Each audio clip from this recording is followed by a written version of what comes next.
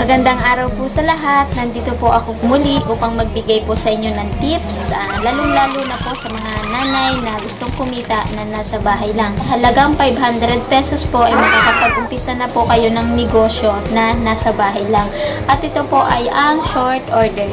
May mga ginawa po akong video dito na may part 1, part 2 na pwede nyo pong panoorin na paraan ng pagluluto ng pansit.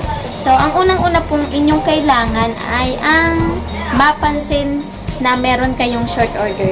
Dahil sa nag-umpisa pa lang tayo, huwag muna tayong gumastos sa turuan ng tarpaulin. Maghanap muna tayo halimbawa ng kaperasong plywood, sulatan na short order, bihon, kanton, lagyan ng presyo, isabit sa labas ng bahay nyo o kaya ng garahe nyo. O kung hindi naman po ay magpaprint lang po kayo sa typewriting. Short order, may bihon, may kanton, may lomi, presyo, ganyan lang po kasimple at inyo pong ipalaminate para naman po kahit umulan po ay hindi po mabasa sa harap ng bahay nyo. Isabit nyo lang po siya sa gate o kaya naman po ay harap ng bahay. Kasi dapat po ay mapansin na kayo ay merong short order. Tapos unang-una po talaga sa lahat, ang mag-umpisa po sa short order, dapat po ay sinupin. Ultimo po ang mga isang parte ng bawang o kaya po sibuyas, gulay, dapat po sisinupin po lahat ng panlahok. Ilagay po agad sa ref upang hindi po masira. May mga garahe po, pwede kayong maglagay ng isang table lang, mga upuan, kasi yung iba naman po ay merong take out, meron din naman po dining, para po merong kakainan sa harap po ng bahay nyo. O kaya naman po, kung wala kayong garahe, pwede din naman po, short order na lang po, puro take out lang. Pero kung type nyo naman po para mas parang magiging mabili, mas maganda po yung merong kakainan sa harap po ng bahay nyo. Kasi pag tagal-tagal po nun, malalaman na po ng mga tao na pwede pong kumain sa harap ng bahay nyo, mga barkada, mga sama-sama na grupo na kakain sa harap ng bahay nyo. Basta yun lang po, dapat po maayos po yung pagkakaluto nyo, yung pagkakabalot po nung ibibigay nyo sa customer nyo, basta maayos lang po yun. Halagang 500 lang po yun, makakapag-umpisa na po kayo. Saka na po kayo gumastos ng inyong mga gamit, mga lamesa, mga upuan, tarpaulin, pag po kayo ay kumikita na. At sana po ay makatulong po sa inyo yun, dagdag kaalaman po, at makatulong po sa mga nanay na katulad ko na nasa bahay lang.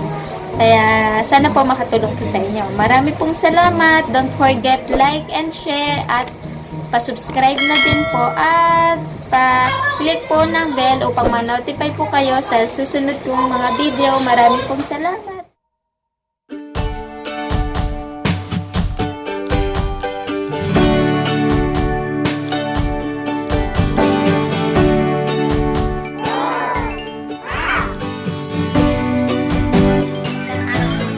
Nandito po ako muli upang magbigay po sa inyo ng tips. At ang lulutuin ko po ngayon ay bihon gisado. Ito po ay pwede nyo simulan kahit kayo ay nasa bahay lang. Short order po. Hindi nyo na kailangan lumabas o umupa pa sa labas. Kahit kayo po ay nasa bahay lang, makakapag-umpisa na po kayo. Ang ating pong mga kailangan sa ating bihon gisado ay ito po. Ay mantika. Babawas lang po tayo dyan. Tsaka po ang ating bawang, ang ating sibuyas, at ang ating kikiam, chicken balls, tsaka ang ating toyo. Tapos ito po ang ating adobo. Chicken adobo po ito. Pwede din naman pong fork. At pwede rin pong may lagay na atay. Mas masarap po sana kung may atay. Kaya lang po ay wala po akong available na atay ngayon. At ito pong ating chicken ay nung nag-adobo po ako, retira po namin to. Kaya aking ilalahok na lang po sa pansit. At mas masarap din naman po yun. At ang ating pong kaunting ano lang po, asin. Siyempre po ay may kaunti tayong pamintang ilalagay. At ito po ang ating beans, ang ating carrots, at ang ating pong repolyo. Kung may available po kayo, kung mag-short order po kayo, mas maganda po ay kung merong pechay bagyo. Kasi isang tangkay lang po ng pechay bagyo, pampadami na po ng lahok yon. Kaya mas okay po, may repolyo at saka may pechay bagyo. At syempre po, ang ating chicken stock, along cup o kaya ay 750 ml. Ito po ay saktong-sakto sa isang pad na hindi siya dry. Medyo may sabaw siyang kaunti. Kasi karamihan po dito sa na-order po sa akin ay gusto po nila yung luto ko kasi yung bihon po ay hindi dry.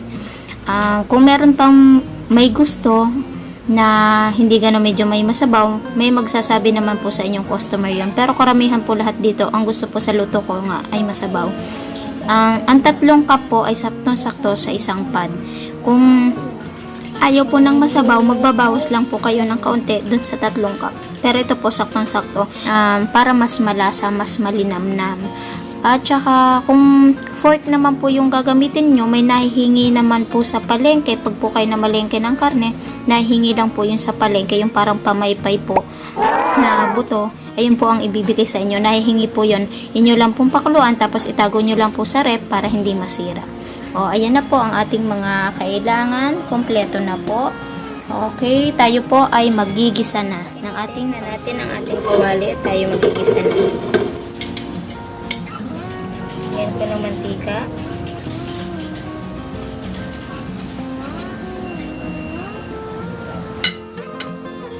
Painitan lang po natin ang mantika. Lagay po natin ang ating bawang.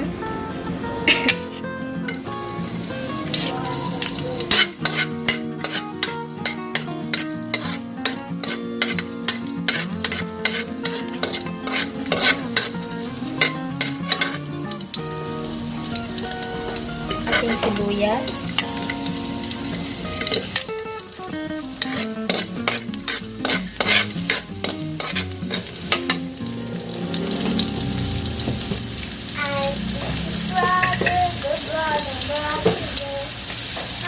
At ating kikiam.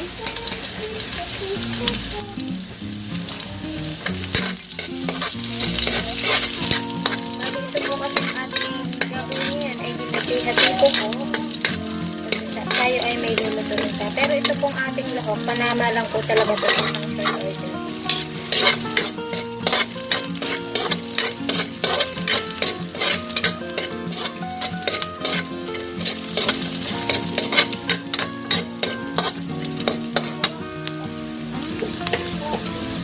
Ito, luluto-lutoy lang natin.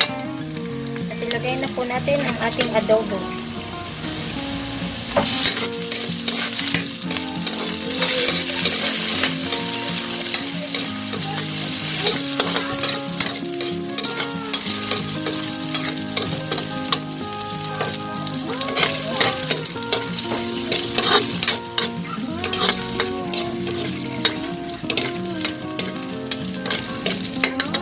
Guys, para kung gusto nyo ng medyo pagigisa nyo ay mabango ang inyong pansit, para nasa daan pa lang yung mga tao, amoy na nila yung iyong niluluto, papatakan po natin ng kaunting Knorr liquid seasoning. Kaunting-kaunti lang po para lang po bumango ang inyong pansit.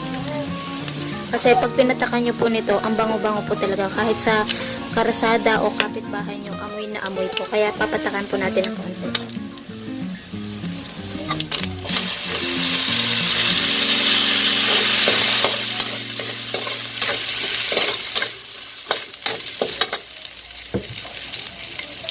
Yan. At ito po ang ating toyo, 2 teaspoonful o kaya ay 30 ml. Pero katumbas din siya ng 1 sandok.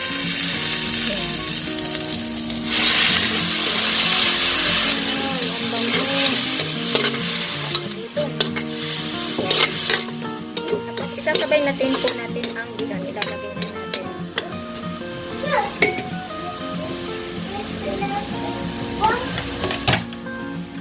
Ito po ang ating bihon. Isang pad lang po, isang order. Ayan. Tapos lalagyan na natin siya chicken stock.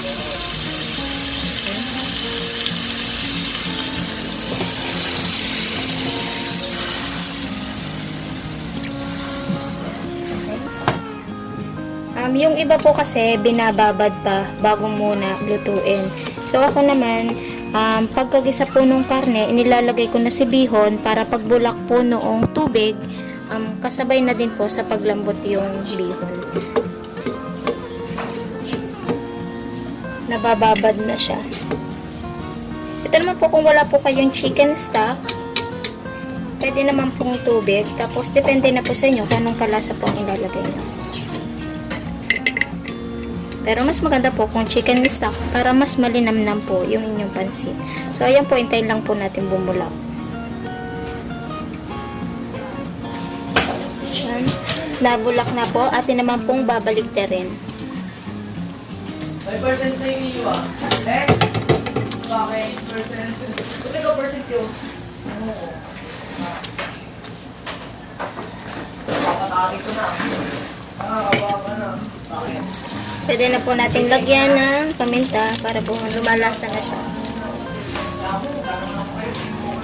At mag-ready po ng 2 tinidor para atin pong panghiwa-hiwalay.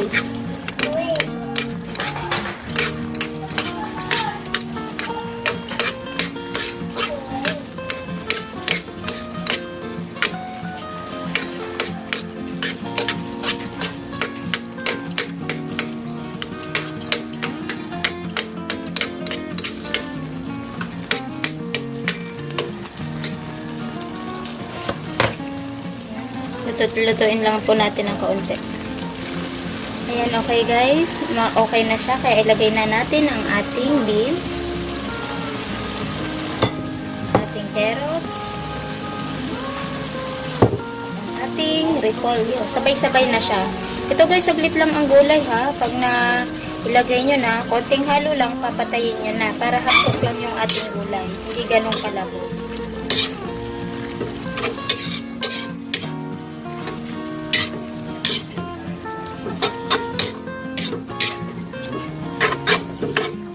At syempre, ang ating kaunting asin.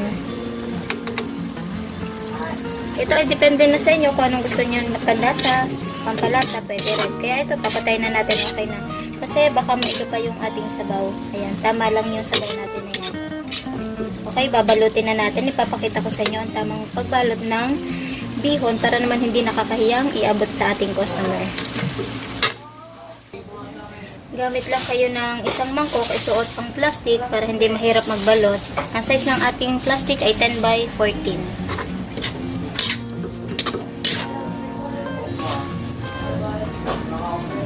Ang itira nyo sa huling sandukin ay yung mga laman na para nasa ibabaw yung ating lahok. At saka huwag nyo pong kakalimutan ang lutong bawang, pangpasarap po at saka mabango po sa pansit. Kaya lang wala po ako ngayong lutong bawang. Kaya kung kayo mag-short order, dapat po ay may pritong bawang. Mas masarap at saka mas mabango po ang inyong pansit. Ang ating bihon, babalutin na natin. At syempre po, para maganda naman pong tingnan ang ating bihon na hindi po nakakahiyang iabot. Alangan namang iabot lang natin to para kang tayong galing sa, sa birthday yan, na nag-uwi tayo ng handa. Syempre, dapat ito ay nakalagay sa supot.